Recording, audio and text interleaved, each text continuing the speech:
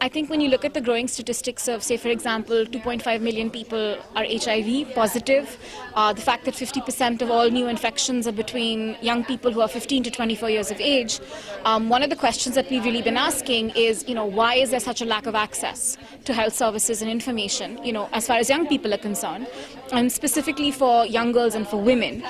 Comprehensive sexuality education is also banned in India currently in 7 states because the curriculum that implements it is what's been banned. So the YP Foundation is really working on increasing young people's access to sexual reproductive health and rights, both from the perspective of helping them create community programs where we train young people as peer educators to talk to their peers, their parents, their community on their rights with reference to sexuality and health. And also looking at how we can advocate at the policy level, both nationally and internationally.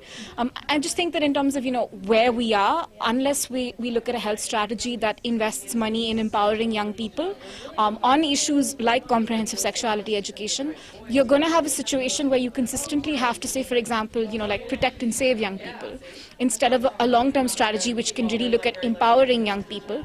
where they are best placed to address the vulnerabilities that they face in their daily lives. And that's where we are, with why we're saying that there is a need to develop better systems with access to youth-friendly services, with a culture where it's not shameful to talk about sexuality and it's not taboo, and why really it's important for the government to invest in comprehensive sexuality education, because we're at a point where we're looking at what the long-term strategies are with empowering young people.